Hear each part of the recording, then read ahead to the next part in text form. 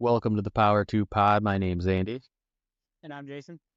And this week we got our Week 2 preview for this episode. We're going to be going over the game of the week, which is Texas and Michigan. And then we're going to be looking at the big games in the Big Ten and the SEC.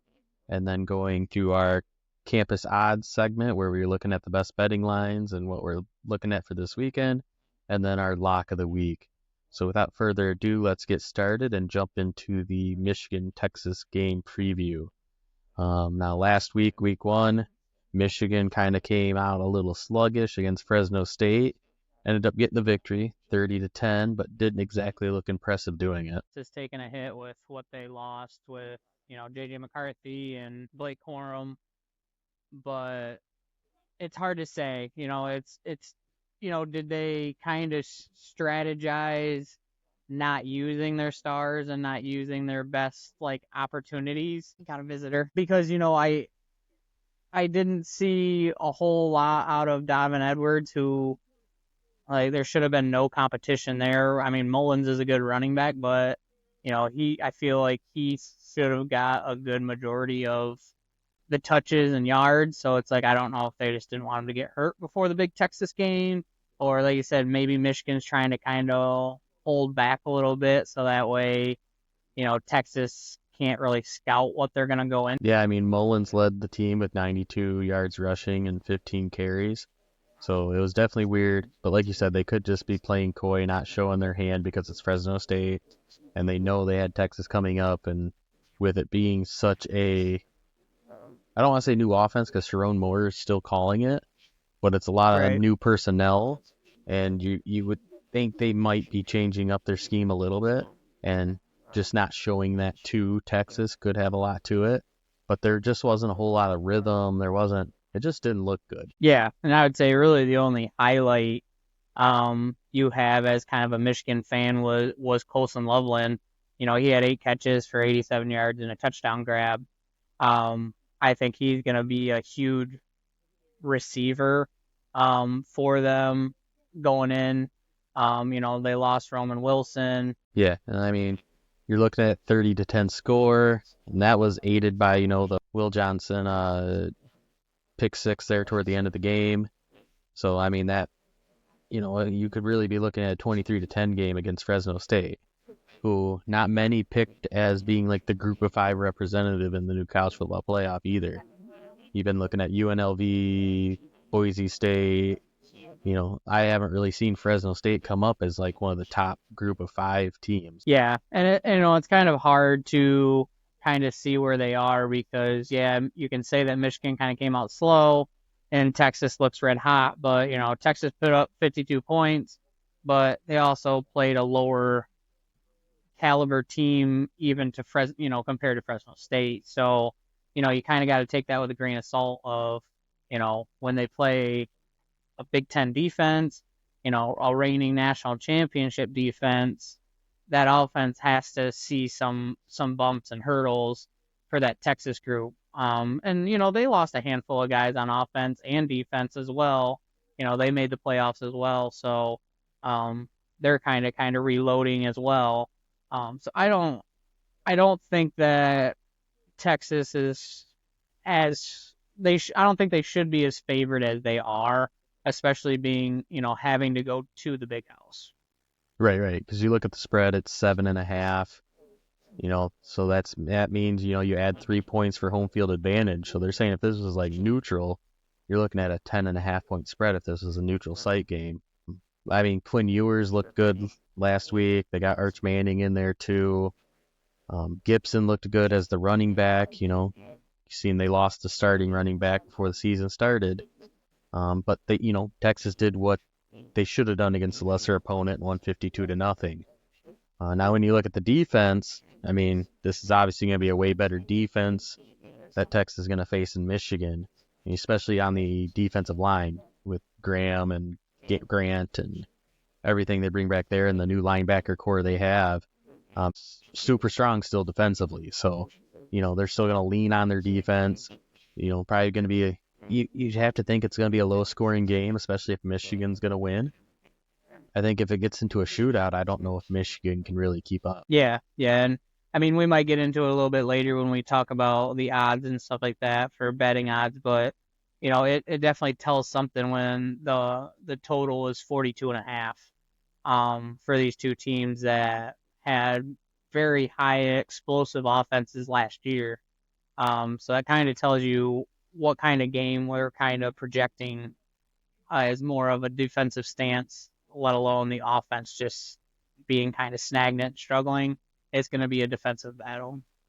Yeah, I think it's far more likely, Michigan. If Michigan's gonna win, they're gonna have to win, that 24-20 game, and not that 42-35 game. I don't know if they can just play shootout with Texas, especially after what we've seen in week one. But Texas, wants to be explosive. Sarkisian over there, I mean, before the Alabama, when they beat Alabama last year in Alabama, I mean, there was a lot of talk about, Sarkisian didn't really perform in big games either. So you got to take that into effect too. But, Sharon Moore, he filled in last year, but he's never really been the head guy. And then what's super weird, it came out today that he's not technically under contract. Interesting. Technically, yeah, they haven't agreed to an actual like contract for his coaching. They basically have a mutual agreement that, yeah, you coach for us and we'll pay you this much, but there's no actual contract there. So that's a really weird story to come out just before the game too. But yeah, and then you're looking at, you know, the quarterback Warren for Michigan. That was kind of surprising that they came out with him instead of Orgy. The talk all off season was, hey, Orgy's the guy. He's, improved as a passer. We know about his running capabilities. So it was super surprising that they, came out here with Warren and that was their starter, and they pretty much stuck to it except for a couple packages with Orgy. Being a Georgia fan and an SEC fan, I didn't follow Michigan into camp or nothing like that, but yeah, that's how I took it. Was there wasn't really much of a quarterback competition to be had.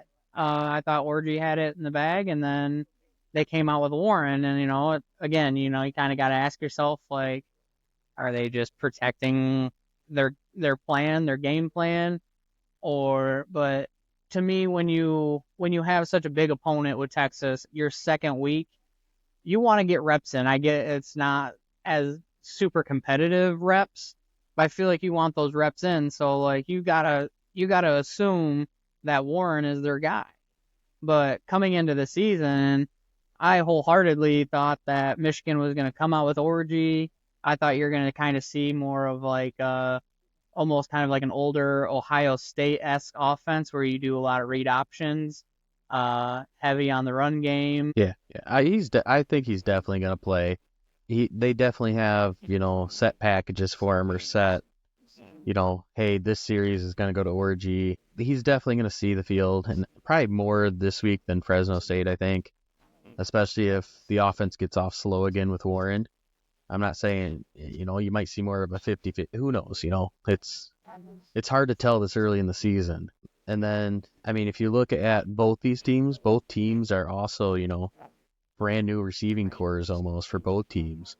So, especially, Texas has the more highly regarded receivers coming in to replace them, where Michigan's more leaning on development and that type of stuff. So, we've seen at like my team, Penn State, like if you don't have receivers to help out the quarterback always doesn't look as good as he is. Yeah, yeah, and Texas got that transfer Isaiah Bond, and he looked really good in his first game. Again, you take that with what it is, the competition they played. But he's one of those guys that is going to see a lot of targets. When they need a big play to be made, that's where the ball's going to be headed. Yeah, and I mean, Wingo actually led the team in receiving yards last week, so I mean that's kind of their 1-2 punch. I'm looking at ESPN right now. They have Texas, according to ESPN Analytics, has a 74.1% chance to win. So I mean that's pretty heavy odds for Texas to win, this big of a matchup. And if you look at Michigan's schedule, if they lose to Texas, they also have Oregon and Ohio State on the schedule. if you lose to Texas, you could be looking at 3 losses, and I don't think 3 losses gets in the 12-team playoff. Yeah, Yeah, they get USC too. So, I mean, yeah, and they coming look into the strong. season, I think coming into the season, you weren't looking at USC as top of the Big Ten, and they still might not be. I'm not completely sold on them yet because you don't know how good LSU really is. yeah. And But yeah, then, but to me, a quick overview with USC was their defense and their defensive coordinator was a huge upgrade in that first game than it was all of last year. Mhm. And you need that to be competitive in the Big Ten. And then obviously Lincoln's offense can go score at almost a whim. So yeah, that's another one that Michigan might, they might struggle against if they don't figure out their offense. And it always kind of just worries me when teams do that, when they do like 2 quarterback series and stuff like that, because like I said, it's just so easy to fumble snaps, or like you said, you just have one bad read and you can give, the defense can just take 6 points from you just like that, and it's because of just lack of reps and just having a lack of. Yeah. So, all right, let's pick our game of the week between Texas and Michigan, and kind of what will be the determining factor of the game. I'm actually gonna go with Texas here. I'm gonna predict 27-24, and I think the determining factor in the game is going to be just Quinn Ewers, who he's rated as one of the top quarterbacks in the country, finding some plays against this faulted Michigan defense. Yeah. Yeah, I gotta agree with you. It's a great thought that you think that Michigan is just holding back against Fresno State. Yeah, yeah, and I mean, it's obviously it's gonna be on Big Noon, so it's one of the bigger games. It'll probably be the highest watched game of the week, unless Nebraska, Colorado get to it. But yeah, I mean, it's a heck of a game of the week. Let's move on to now, looking at some of the bigger Big Ten games this week. If you're looking through the slate, there's a few FCS teams and group of 5 teams on the schedule. One of the kind of under the radar games I'll place it at is going to be the Duke Northwestern game, a night game at their new stadium on the lake. I think it's going to look super cool, if nothing else. I think the aesthetics of that lakeside stadium are going to be cool, but just going based off of last week, both offenses kind of struggled, Northwestern more so, and with Duke and them having Manny Diaz, I think this is an under the radar kind of game where it's going to be a close game, I think, and it's on Friday night too, so it kind of gets the standalone treatment. Another game I'm looking at in the Big Ten is going to be, of course, the Iowa State-Iowa game. Iowa's ranked, the in-state rivalry, still keeping that up, as more and more rivalries go to the wayside because of conference realignment. Iowa State and Iowa are doing the right thing and keeping that game still going. You look at Iowa, they were more explosive last week than they had been all season or all of last season. Cade McNamara looked better than he did last season when he was healthy. And, both teams, really need a win here. And I think that's going to be one of the good games too in the Big Ten. And then if you're looking at the schedule farther down, you have ranked Kansas going to Illinois. They played last year and Kansas got the better of Illinois there. But, a ranked team coming into a night atmosphere at Illinois. And Illinois looked really good last week too. It's against lesser competition. But Luke Altmaier, he looked like a stud last week. He was slinging it all over the yard, and the defense came to play like always. So I think the Kansas-Illinois game is also a top game for the Big Ten next week, or this week, I should say. And then I have, you have to think Colorado-Nebraska is going to be a good game. Colorado's going to Nebraska after Nebraska went to Colorado last year. Nebraska's on the cusp of being rated. Colorado's probably on the cusp of being rated. If whoever wins this game is probably going to be ranked, in the 20s next week. It's a night game in Nebraska. The big red machine over there. That stadium's going to be hopping. And, you got Dion coming to town. Both teams kind of match up similarly where, with Dylan Raiola looking really good as a true freshman last week. And then, Shadur's going to sling it all over the yard, too, to Travis Hunter and, Jimmy Horn Jr. So I think that's another game to look at. And then kind of on the fringe of a good game, just because of how they looked last week, is the Oregon-Boise State game. If Oregon comes out, they didn't really come out flat. They had all the statistics to score 40, 50 points, but they came out of that game 24-14. So they had a really kind of head-scratching score, basically. But if you're looking, Boise State, they ran the ball like crazy last week.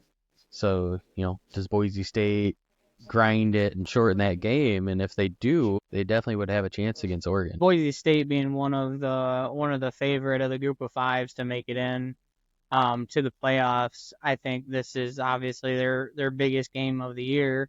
And if they can't pull off the win, it's still going to show, the committee and, the nation in general that they can be competitive in these type of games, to where, you look at Liberty, which is another favorite for the group of five. And again, bowl games aren't the same as they used to be, but they absolutely got destroyed by Oregon last year in their bowl game. So like you said, even if Boise State can shorten the game and keep it close, I think it's still a good look for Boise State if they can't come up with the win, if they can keep it close. Yeah, for sure. What are some of the top SEC games you're looking at for this week? Got obviously Texas at Michigan is the big one. Outside of that, South Carolina travels to Kentucky. That is the only SEC like in conference game of this week. And Kentucky looked pretty good coming out.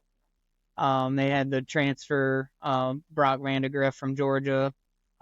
He played really well in his debut at Kentucky. It's in Kentucky, so I think that gives a huge edge to Kentucky on that one. Right now they're favored at -8.5. So I home field advantage. South Carolina didn't look great in their season opener. They just have a lot of work to do for South Carolina. So that's a big one at the 3:30 slot. Looking down, we got another one ranked 14 ranked Tennessee goes to 24th ranked North Carolina State. That's the night game, 7:30. I think that's going to be a really good game. Tennessee is technically -10 road favorite, which is pretty, that says something for Tennessee, which they look strong in their season opener as well. Obviously, I think they played Tennessee Tech, I think is who they played in their season opener. Really lesser opponent, but Nico looked really strong. I think he went like 22 for 28 with 300 something yards. So I think he will be a huge factor in that game and lead that offense. Me and you watched some of the NC State ECU game last week, and Grayson McCall did not look great. He ended up going like 26 for 40. So just not very good completion rate. Just throwing the ball a lot. Didn't look great. So I don't think NC State will be able to keep up offensively with Josh Heupel's Tennessee offense and Nico. Yeah, and I think one other game of interest in the SEC is probably that Arkansas-Oklahoma State game.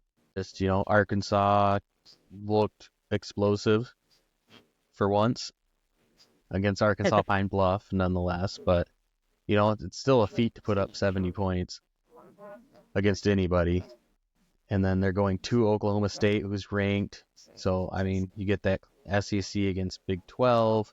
You get some of that conference rivalry going on, and see, SEC really needs some out-of-conference wins against these Power 4 teams. They struggled last week in a few games, and they're actually under 500 against Power 4 teams outside of conference right now.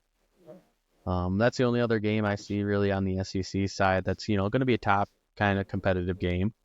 With that said, let's move on to our odds on campus segment where we let's highlight, 3 bets that we like for this week. The first one I'm looking at is going to be the Iowa State game. Iowa is a 3-point favorite, and the over is set at 35 points. As we know, it's a pretty sure bet to take the under in any Iowa game ever. But I'm actually looking at the Iowa -3. That's what I'm going to take. I just feel like Iowa's the better team. It's at Iowa. Cade McNamara is finally healthy. And when he's been healthy, Iowa's looked better. He made some throws last week and actually got the receivers involved. So if if you're just going to run the ball and throw to tight ends, it doesn't really put any pressure on the defense. So it was refreshing to see Iowa score 40 and actually like get the receivers involved. And of course, the defense is always stout. So the first odds on campus bet I'm going to have is Iowa -3. Place to play, let alone a rival game. I think -3 is a really good bet to take. Looking at the SEC, I would probably look at the Kentucky-South Carolina game. Again, Kentucky's at home. The line right now is -8.5. Again, South Carolina did not look great in their season opener. They didn't play super great last year in the SEC conference play. So, like I said, SEC on the road, the home team always has an advantage. And then just skill-wise alone, I think Kentucky, like I said, Kentucky had some great transfers coming in. So I think a -8.5 looks really good in that spot. Yeah. And then my next one I'm looking at, I'm actually going to go the USC-Utah State game. It's a 10 o'clock game. The spread is USC -28.5, and the over-under 63.5. I'm actually going to go the under. I think, coming off an emotional win, neutral site off a LSU against the LSU team, you could see USC maybe coming out starting a little slow against the lesser competition. If the defense is truly better than what it was, you shouldn't be getting into these 40 to 30 shootouts with teams like Utah State.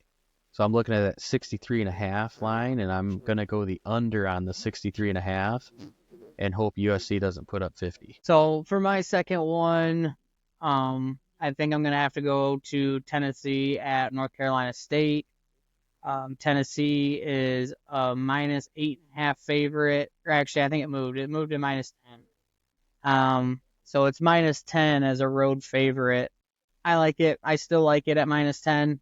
If it goes much higher than that, I might back off a little bit. Yeah, especially with NC State kind of not looking as good as people thought. And then, like you said, Nico just slinging the ball. My last odds on campus bet here, I'm actually going to go Rutgers and Akron. Looking at the line there, Rutgers is -22.5, over, unders 39. I'm actually looking at Rutgers -22.5. I think you could see this game being 24-0 or 31-7, something like that. Just barely covering that number because Rutgers just likes to grind it out. The new quarterback, Ethan, does just enough. And the defense is stout. They have probably the best defense Greg Schiano's had there, even counting the first stint. They're super strong defensively. Akron only scored, I think it was 7 or 10 against Ohio State last week. And you're looking at Rutgers, who just likes to shorten the game, but they're effective scoring the ball. They take long drives, and then when they do score, they score touchdowns. So I'm going to take Rutgers -22.5. And like I said, I'm looking for that 24-0 or 31-7 type game. Yeah, for sure. I think for my third and final one, I'm going to revisit the Arkansas-Oklahoma State game. I think Arkansas really has a good chance here to keep it close. And and I might even take them as a straight out dog. I think it's like he's 6'6", 230. He's a big quarterback. He can sling it. He can run. Um, I think Arkansas can put up some points. So if they can slow down Ollie Gordon and kind of make Oklahoma State throw the ball a little bit, I think they can keep it close at plus 7.5. Yeah, it's definitely one of the more interesting games where we can find out more about Arkansas. I mean, we kind of know what Oklahoma State is. We know they're a solid team, but we'll definitely learn about Arkansas in this game. I think if they really Yeah, actually turned a corner from last year. I mean, the quarterback position seems a lot better, which I mean that's 90% of the battle in college football anymore. Do you have a quarterback that can win you a game? All right, let's finish off this episode of our week 2 preview with our lock of the week, where we each pick, one bet that we are absolutely 100% confident in. Not betting advice, don't go throw your mortgage on it. But the one I'm looking at, I mean, I mentioned the game earlier, is that Northwestern Duke game, which is actually Friday night. My lock of the week is Northwestern Duke going under 37 points. And I'm basing this on just how the offenses looked last week and both teams having the strong defense. Manny Diaz for sure is bringing it on defense. He showed that with Penn State. Everywhere he's gone, he's never failed on defense, basically. And then you look at Northwestern, same kind of strategy. They're tough defensively. Neither team really has that game-changing quarterback. So my lock of the week is Northwestern Duke under 37. yeah, I agree for sure. Um, yeah, that's gonna be a tough one, the Duke and Northwestern points. So for my lock, I think I'm gonna go with Texas's money line. I think it's minus 290 right now. Um, but You can only pick one. play them All right, together. right. All right, that'll do it for our week 2 preview. Maybe we'll try to go live late Saturday night in that like 9 o'clock hour, kind of recap the week, what we've seen, previous in the day, and go over some of Friday's games. So thank you guys for watching. Like, subscribe, and review, all that good stuff. And thanks for watching.